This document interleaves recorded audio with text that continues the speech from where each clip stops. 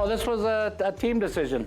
You know, it's about our whole league in general. We're a development league, and we want to develop players, coaches, trainers, everybody to get to the next level. And this is a big step for our organization, but we have all the faith in Dylan, and we know he'll do a good job for us. Coming to Barrie, getting to work under Marty Williamson, getting to know, again, the organization and the family that the Barrie Colts are here, I knew exactly at that point from my first day in Barrie that I didn't want to coach anywhere else but here, and I wanted to take this as far as I could. The fact that I got to work under Marty Williamson for 3 years, it made me and has made me the coach and the person that I am today. The biggest draw for me to take this responsibility as head coach was the fact that Marty is going to remain on as GM, because he's been my mentor for the last 3 years. He will continue to be my mentor. He will be relied on heavily by the coaching staff. So being around Marty Williamson has made me a better coach, and I just cannot wait to continue to work with him. I honestly, besides Marty actually standing beside me on the bench, I don't think our relationship is going to change at all. You know, a lot of what we talk about behind closed doors as terms of as a coaching staff will involve Marty. And it's not because anyone has told me to do that or it's been mandated, it's because we want Marty's input. We value Marty's input, we value Marty's presence, the players value Marty's presence, so he's going to be very, very involved on a daily basis, and I honestly wouldn't rather have it any other way. Well, I've been here for 20 years now, and I said to Dylan, we just met prior to this meeting, I remember the day he walked in trying to make our team, an undersized kid that you know, had a lot of heart and a lot of skill and a lot of the basis, but there was a lot of knocks against him. But he ran through that door and he made our team, and there was nothing stopping him from becoming a Barrie Colt. And now to sit here some 8 to 10 years later, and he's going to be behind the bench in the helm of making this work, I have all the confidence that we'll win a championship with him, and we're excited about the future of this hockey club. First order of business is getting together with the players. You know, individually meeting with the players, letting them know what my expectations are, letting them know what the expectations of the organization is, and then understanding what their goals are. You know, I spoke to some of the players yesterday. I'll continue to speak to some of the players today. The better I can understand their goals and their aspirations, the more I can prepare myself to get them to where they have to be, in order to help them to get where they have to be.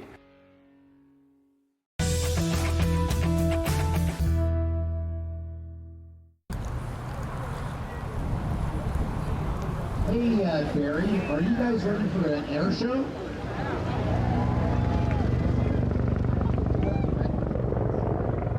Today we are announcing the air show for 2025 in downtown Barrie. We've got an incredible show coming up on the shores of Kemptveld Bay, and thanks to Base Borden and the County of Simcoe, our partners, I think it's going to be another incredible experience.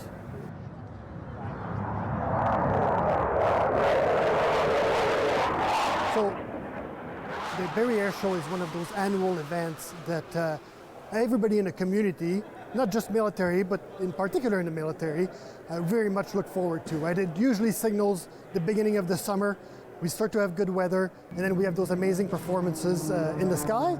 And then we also bring in a lot of different static displays, whether it's aircraft.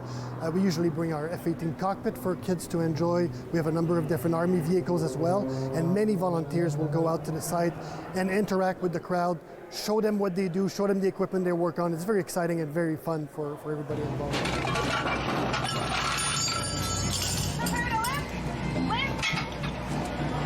My name is Lieutenant Colonel Lyle Holbrook. I'm the Director of Air Operations and Air Boss for the upcoming Barrie Air Show. So people ask me, what is an Air Boss, or what does an Air Boss do? I am leading up to the show. I take care of all of the regulatory requirements for the show. And then during this show, I work with the performers very closely to make sure that it's not only very entertaining and exciting, but also very safe, as safety underpins everything that we do. We have a really exciting lineup this year for the show, including the CF-18 demonstration. We've got the CH-146 Griffin out of 400 Squadron in Borden. We've got the Northern Stars again, a 3-ship formation aerobatic team. We've also got Trevor Rafferty and the high energy aerobatic solo act.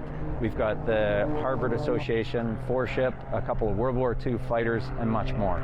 So we hope that you'll come out and join us on the weekend of 6th, 7th, and 8th of June, right here at Kemptveld Bay.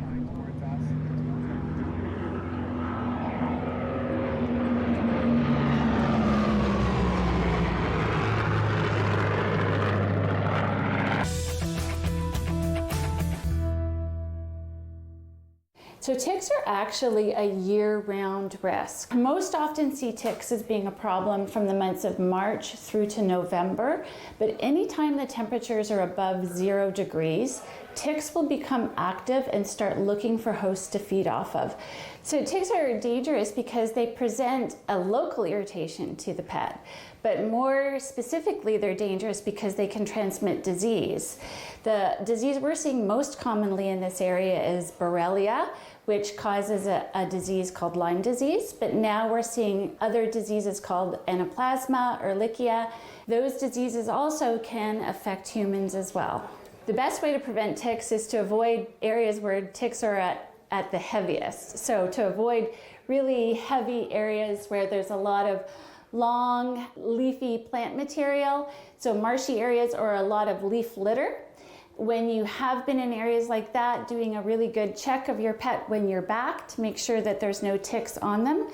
And then to use a tick prevention year-round. There's a number of products that can be given either orally or topically to your pet to prevent ticks from ever jumping on them, or if they're on them, to kill them off within 24 to 48 hours. And then if you're really worried about tick-transmitted diseases, there's actually a vaccine to help to protect against Lyme disease. So when you find a tick, pull it off. Don't kill it first, because if you kill it, then you risk either leaving pieces of it on your pet or in your pet.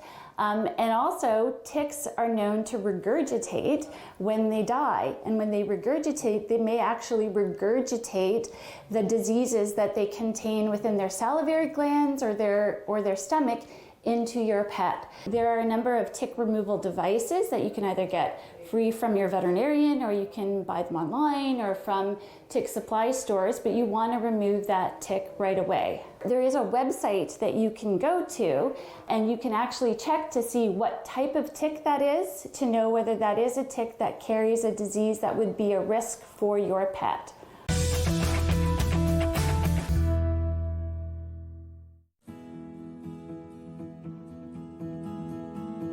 The garage sale is going to be hosted across the City of Orillia. People can get involved by either becoming, a buyer, someone who's going to travel around and shop, or they can get involved as a seller.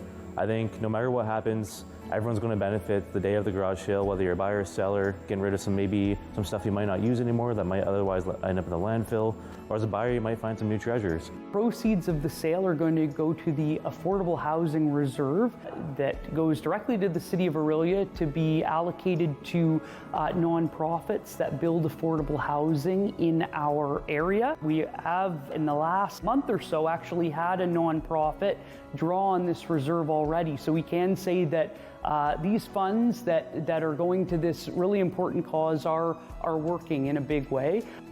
So myself and Councillor Follis are creating a map. So everyone who's hosting a sale, please reach out to us. We'll be hosting a map. It's an interactable map, and we'll be printing them off as well, available at our pop-up shop here at St. Paul's. And if you have an address of where a sale is going to be, please let us know. We'll add you to the map so people can find you. So the pop-up shop is going to be here at St. Paul's. It's an opportunity for people who might not have a lawn or a garage, who want to still sell some items and help contribute to our great cause that we're hosting. And they can come by and get a burger during lunch, and it's just a central location people can meet, and if they're not sure where to go, they can grab a map and start heading out to some sales. For more information, please reach out to us at orilliagaragesale@gmail.com and visit the website at orillia.ca/garage sale. At our pop-up shop at St. Paul's, there'll be free burgers sponsored by Harvey's after 11 a.m. Some people are homeless, but there's a lot of people that need affordable housing that are paying a lot for rent, getting by paycheck to paycheck. And so assisting those various different populations in this way can really be life-changing for a lot of individuals. We're seeing this problem rampant throughout our province, throughout our country, and so our city looked at this problem and said, this is something that we can do. And so we really believe that this is a good step forward. It's not the only solution, but it certainly goes towards addressing the problem. Want to share news from your area? We'd love to hear from you. Email us with your community updates and be part of the conversation.